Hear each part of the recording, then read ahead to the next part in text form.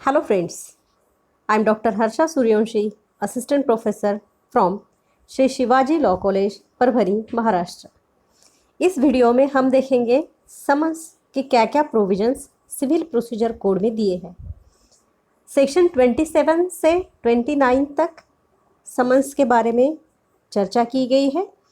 Order 5 ये summons के बारे में कहता है। पहले देखते हैं समन्स क्या है। समन्स एक डॉक्यूमेंट है जो कोर्ट ऑफ जस्टिस से इशू किया जाता है और इस समन्स के तहत एक पर्सन को कोर्ट के सामने हाजिर होने के लिए कहा जाता है। कोर्ट के सामने पेश होने का कुछ विशेष उद्देश्य होता है। हम ऐसा भी कह सकते हैं कि समन्स यह एक इंटीमेशन है जो डिफेंडेंट या फिर विटनेस को कोर्ट के सामने हाजिर होने के लिए दिया जाता है। समन्स का उद्देश्य क्या है? समन्स का उद्देश्य क्या है ये हम देखेंगे। जनरल प्रिंसिपल नेचुरल प्रिंसिपल कहता है ऑडी अल्टरम पार्टम means hear both the sides. दोनों भी साइड्स को अपना कहना सामने रखने की अनुमति चाहिए।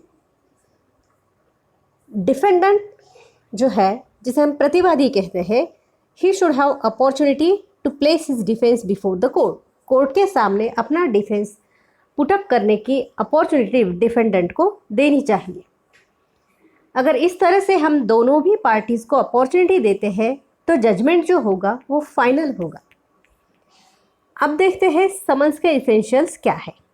ऑर्डर 5 रूल 1 एंड 2 ये जो है समन्स में क्या क्या होना चाहिए इसके बारे में बताते हैं। Summons must be signed by the जज और ऑफिसर अपॉइंटेड बाय हिम। मतलब समन्स पे जज या उनके ऑफिसर की सिग्नेचर होनी चाहिए। समन्स पे कोर्ट का सील भी होना चाहिए। समन्स के साथ में एक प्लेंट की कॉपी जोड़ी जानी चाहिए। समन्स किस तरह होना चाहिए ये शेड्यूल 1 में अपेंडिक्स बी में बताया जा चुका है और आप मेरे वीडियो की पहले सीढ़ी जो है, पहले स्लाइड जो है, उस पर आप देख सकते हैं समन्स की कॉपी है।